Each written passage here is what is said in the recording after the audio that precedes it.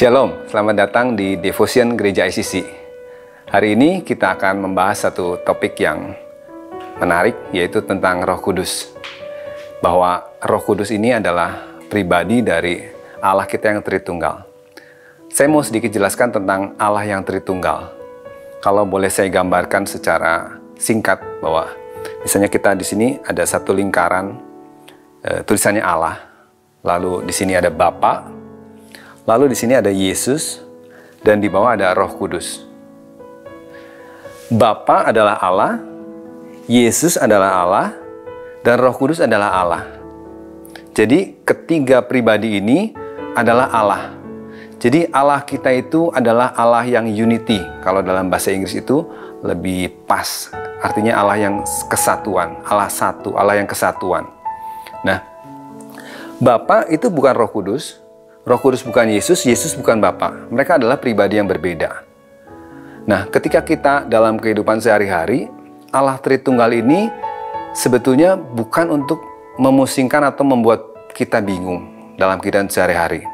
Tapi, kenapa Allah itu mempresentasikan dirinya dalam tiga pribadi? Justru sebetulnya bahwa Allah itu ingin punya hubungan yang erat dengan manusia. Allah menyatakan dirinya dengan tiga pribadi supaya mudah untuk dimengerti oleh manusia dengan hikmat manusia.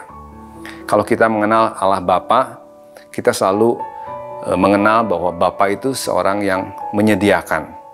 Bahwa Allah yang menyediakan, Allah yang melindungi. He's the provider.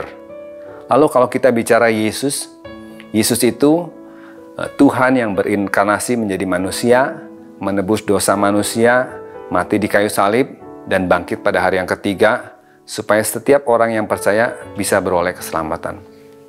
Lalu ada pribadi ketiga, yaitu pribadi Roh Kudus. Nah, pribadi ini, siapa pribadi ini? Apa yang menjadi peran pribadi ini? Nah, pribadi Roh Kudus sendiri, kalau kita lihat di dalam Roma 8 ayat 9. Tetapi kamu tidak hidup di dalam daging, melainkan di dalam roh. Jika memang roh Allah diam di dalam kamu. Tetapi jika orang tidak memiliki roh Allah, roh Kristus, ia bukan milik Kristus. Jadi, roh Allah ini, Roh Kudus ini adalah pribadi ketiga dari Allah itu sendiri. Nah, walaupun dia disebut pribadi ketiga dan datang terakhir, dia bukan berarti lebih kecil tingkatannya dari Allah Bapa atau Yesus. Roh Kudus ini betul-betul setara dengan Allah Bapa dan dengan Yesus. Nah, Roh Kudus ini ada di mana? Kalau di Roma tadi bilang bahwa Roh Kudus itu ada dalam hati kita. Lalu kita lihat lagi di Yohanes 14 ayat 16 sampai 17. Aku akan minta kepada Bapa, dan Dia akan memberikan kepadamu seorang penolong yang lain supaya Ia menyertai kamu selama-lamanya, yaitu Roh kebenaran. Dunia tidak dapat menerima Dia sebab dunia tidak melihat Dia dan tidak mengenal Dia. Tapi kamu mengenal Dia sebab Ia menyertai kamu dan akan diam di dalam kamu. Jadi, Roh Kudus itu diutus oleh Bapa. Yesus bilang ke kita bahwa Roh Kudus itu akan diam di dalam kita dan Dia akan menjadi penghibur. Jadi, Allah itu menyatakan dirinya dalam pribadi Roh Kudus supaya Roh Kudus itu diam di dalam kita. Jadi, sebuah pribadi Allah yang sebetulnya betul-betul sangat dekat. Bahkan tidak ada tempat lagi yang lebih dekat dengan manusia dari Allah menyatakan dirinya selain bahwa Roh Kudus itu diam di dalam kita. Nah, ini menjadi poin penting pada hari ini bahwa di mana kita hidup mengalami kemenangan, mengalami baptisan dan lain sebagainya. Tapi seringkali dalam kehidupan kita sehari-hari kita lupakan pribadi Allah yang ketiga ini, bahwa ada Roh Kudus yang diam di dalam diri kita. Nah, mari kita lihat kebenaran yang berikutnya. Nah, kalau Roh Kudus itu ada dalam diri kita, kita mau lihat sama-sama dalam Alkitab apa saja yang menjadi karya-karya dari Roh Kudus. Yang pertama, Roh Kudus itu hadir dalam penciptaan. Kita lihat di Kejadian 1 ayat 2. Bumi belum berbentuk dan kosong. Gelap gulita menutupi samudera raya dan Roh Allah melayang-layang di atas permukaan air. Jadi Roh Kudus, Roh yang diam di dalam kita itu hadir pada saat penciptaan. Jadi sebetulnya Allah yang Tritunggal ini semuanya menyatakan diri pada saat penciptaan. Roh Allah melayang-layang, lalu Allah Bapa berfirman. Nah, firman itu siapa? Firman itu adalah Yesus. Dan pribadi yang luar biasa yang ada dalam diri kita, yang diutus Bapa ada dalam diri kita itu adalah pribadi yang hadir dalam penciptaan bumi dan manusia dan lain sebagainya. Lalu yang kedua, apa peran Roh Kudus dalam kehidupan kita? Dia berperan membaharui hidup. Yohanes 3 ayat 5, jawab Yesus, Aku berkata kepadamu, sesungguhnya jika seorang tidak dilahirkan dari air dan roh, ia tidak dapat masuk dalam kerajaan Allah. Ketika seseorang menerima Yesus sebagai Tuhan dan Juru Selamat, lalu lahir baru, di situ ada peran Roh Kudus yang membuat seseorang menjadi percaya sama Yesus. Jadi peran Roh Kudus yang kedua adalah dia menjadi pribadi yang memperbaharui hidup. Lalu Titus 3 ayat 5, pada waktu itu dia telah menyelamatkan kita bukan karena perbuatan baik yang telah kita lakukan, tetapi karena rahmat-Nya oleh permandian kelahiran kembali dan oleh pembaharuan yang dikerjakan oleh Roh Kudus. Jadi setiap pembaharuan dalam hidup kita semua dikerjakan oleh Roh Kudus.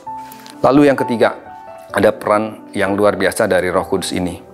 Dia mengilhami penulisan Alkitab. 2 Timotius 3 ayat 16. Segala tulisan yang diilhamkan Allah memang bermanfaat untuk mengajar, untuk menyatakan kesalahan, untuk memperbaiki kelakuan, dan untuk mendidik orang dalam kebenaran. Jadi Roh Kudus itu memberi ilham kepada setiap penulis-penulis Alkitab apa yang harus ditulis, apa yang menjadi firman Tuhan. Dan Alkitab ini adalah suatu karya yang luar biasa. Bukan buku biasa, bukan sebuah buku sekedar panduan hidup, tetapi benar-benar sebuah firman Tuhan. Bisa dibayangkan bahwa Alkitab itu terdiri dari 66 kitab, 37 kitab Perjanjian Lama, 29 kitab Perjanjian Baru, ditulis dalam rentang waktu yang sangat panjang, ditulis oleh para penulis yang berbeda-beda, ada rasul, ada nabi, atau ada orang-orang yang dekat dengan rasul, tapi semuanya tidak ada yang bertentangan. Semuanya mengurut dengan baik, semuanya bermuara menceritakan tentang Yesus. Dan itu satu karya yang luar biasa. Nggak mungkin kalau hanya karya manusia biasa. Tapi sungguh betul-betul Roh Kudus yang mengilhami setiap para penulis, setiap nabi-nabi, setiap rasul yang dipakai Tuhan untuk menuliskan Alkitab atau firman Tuhan itu. Nah, bisa kebayang bahwa roh yang sama yang menuliskan Alkitab itu ada dalam diri kita. Lalu hal yang keempat, karya Roh Kudus itu adalah dia memberikan karunia roh kepada jemaatnya. Mari kita baca sama-sama. 1 Korintus 12 ayat 7-11. Tetapi kepada tiap-tiap orang dikaruniakan pernyataan roh untuk kepentingan bersama. Jadi jelas bahwa karunia roh itu ada untuk kepentingan bersama. Sebab kepada yang seorang roh memberikan karunia untuk berkata-kata dengan hikmat, dan kepada yang lain roh yang sama memberikan karunia berkata-kata dengan pengetahuan. Kepada seorang roh yang sama memberikan iman, kepada yang lain ia memberikan karunia untuk menyembuhkan. Kepada yang seorang roh memberikan kuasa untuk mengadakan mujizat, dan kepada yang lain ia memberikan karunia untuk bernubuat. Dan kepada yang lain lagi ia memberikan karunia untuk membedakan bermacam-macam roh. Kepada yang seorang ia memberikan karunia untuk berkata-kata dalam bahasa roh. Kepada yang lain ia memberikan karunia untuk menafsirkan bahasa roh itu. Tetapi semuanya ini dikerjakan oleh roh yang satu dan yang sama, yang memberikan karunia kepada tiap-tiap orang secara khusus seperti yang dikehendakinya. Jadi setiap karunia Roh Kudus dalam jemaat, dalam diri seseorang, itu adalah karunia karya dari Roh Kudus yang bisa ada dalam diri setiap manusia. Setiap orang-orang yang dipercaya, orang-orang yang percaya, orang-orang yang sudah dipanggil menjadi muridnya. Jadi seberapa diri kita membuka untuk Roh Kudus, seberapa besar pula dia akan menguasai hidup kita dan memakai hidup kita untuk kemuliaan nama Tuhan. Kalau kita lihat karunia Roh Kudus itu begitu banyak dan bermacam-macam. Ada yang bernubuat, menyembuhkan orang sakit, membuat mujizat, berkata-kata dalam bahasa roh, dan lain sebagainya. Dan karunia-karunia ini harus terjadi lewat jemaatnya, lewat orang-orang, lewat kita semua. Jadi Roh Kudus itu sama. Jadi dia adalah roh yang lembut. Dia tidak akan tiba-tiba memakai seseorang, menguasai orang secara penuh gitu ya, dengan tidak sadar untuk bernubuat atau apa, atau melakukan mujizat. Tapi sama ketika seorang penulis Alkitab, dia menerima dihembusi oleh Roh Kudus, dia menuliskan apa yang Roh Kudus katakan dia untuk dituliskan menjadi firman Tuhan. Dengan gaya bahasa penulis itu sendiri. Bukan berarti bahwa penulis itu menjadi seperti robot dan menuliskan betul-betul apa yang diinginkan oleh Roh Kudus. Sama ketika kita melayani, ketika kita dalam jemaat, kita berdoa untuk kesembuhan orang, ketika kita berdoa untuk orang lain. Itu Tuhan memakai kita melalui Roh Kudus yang dalam diri kita untuk berdoa untuk mereka. Untuk mendoakan kesembuhan buat orang lain. Atau untuk bernubuat buat orang lain. Nah, bernubuat ini kadangkala apa yang menjadi pikiran kita itu sesuatu yang ini harus dikatakan oleh seorang nabi, ini harus dikatakan oleh seorang pendeta atau rasul dan lain sebagainya. Tapi Alkitab juga bicara bahwa setiap orang bisa bernubuat. Kalau dari Alkitab yang sederhana, bernubuat itu artinya adalah memberitakan tentang rencana-rencana Tuhan. Boleh nggak kita memberitakan rencana Tuhan kepada teman-teman kita, kepada orang lain, anggota komsel, sesama jemaat? Boleh. Nah, disitulah roh kita dibangun. Roh kita bersama-sama dengan roh Allah berdoa buat setiap jemaat, buat sesama kita, apa yang menjadi kehendak Tuhan dalam hidup seseorang. Nah, kita bisa lihat bahwa karya Roh Kudus itu begitu besar. Dan saya berharap bahwa jemaat ICC boleh membuka ruang lebih untuk karya Roh Kudus bisa bekerja dalam diri kita masing-masing. Lalu masuk ke yang berikutnya. Karya Roh Kudus yang kelima, dia menjamin keselamatan. Jadi dia sebagai materai. Efesus 4 ayat 30. Dan janganlah kamu mendukakan Roh Kudus yang telah memateraikan kamu menjelang hari penyelamatan. Jadi Roh Kudus itu menjadi tanda materai kita sampai pada hari keselamatan nanti. Lalu yang keenam, membangkitkan orang mati. Roma 8 ayat 11. Dan jika roh dia yang telah membangkitkan Yesus dari antara orang mati diam di dalam kamu, maka ia yang telah membangkitkan Kristus Yesus dari antara orang mati akan menghidupkan juga tubuhmu yang fana itu oleh rohnya yang diam di dalam kamu. Jadi Roh Kudus ini berperan dalam kebangkitan Kristus. Roh yang membangkitkan orang mati, roh yang membangkitkan Yesus itu hadir dalam peristiwa kebangkitan Yesus, dan kebangkitan Yesus itu adalah kuasa dari Roh Kudus. Dan Roh Kudus itu sekarang ada dalam diri kita. Jadi saya mau mengajak jemaat ICC untuk pesan hari ini, sebetulnya pesannya sangat singkat bahwa dalam kehidupan kita sehari-hari, mari kita lebih dekat dengan Roh Kudus. Allah yang ada dalam diri kita. Kita lebih aware, kita lebih membuka hati kita, membuka diri kita untuk setiap pekerjaan yang Roh Kudus berikan dalam hidup kita. Atau kita mau mendengar apa yang Roh Kudus katakan dalam hidup kita.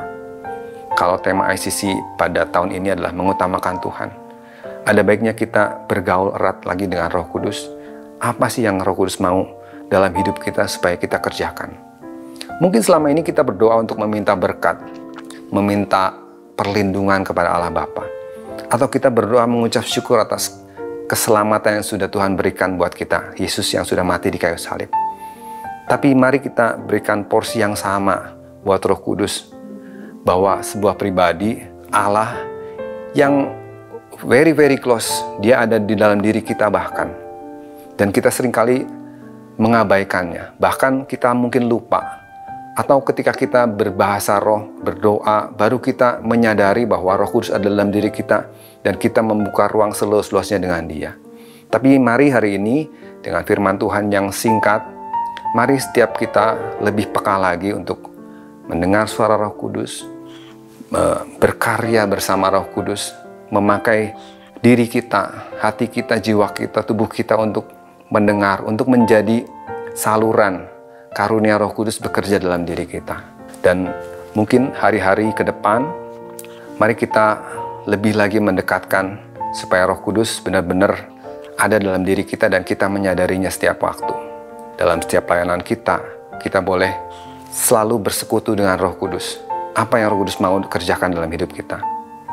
Terima kasih buat devotion hari ini. Saya percaya ini boleh menjadi berkat buat kita semua, dan sebentar kita akan berdoa bersama-sama. Bapa di surga, terima kasih buat setiap anugerah, perlindungan, berkat yang Kau berikan buat kami semua. Juga terima kasih buat Yesus yang sudah mati di kayu salib untuk buat kami semua. Kami juga mau berterima kasih buat Roh Kudus yang sudah Engkau utus, ada dalam diri kami, dan menjadi penolong dan penghibur buat kami. Biar mulai saat ini Tuhan, kami mau membuka hati buat Roh Kudus dengan lebih lagi. Setiap jemaat ICC yang mendengarkan boleh lebih peka lagi dengan Roh Kudus. Apa yang Roh Kudus mau kerjakan dalam diri kami masing-masing. Engkau yang berbicara dengan lebih jelas lagi Tuhan. Setiap kami membaca firman, setiap kami berdoa, biar sungguh Engkau yang membimbing kami untuk mengerti setiap firman Tuhan yang kami baca. Dan kami boleh berjalan sesuai dengan kehendak-Mu Tuhan. Pakai setiap orang yang mendengar dengan karunia-karunia yang dahsyat, kuasa yang dahsyat yang sama yang ada pada orang-orang percaya, karunia bernubuat, bermujizat, berbahasa roh, berkata-kata dengan hikmat. Biarlah itu turun semua atas jemaat ICC Tuhan, dan itu boleh menjadi kemuliaan akan nama-Mu Tuhan.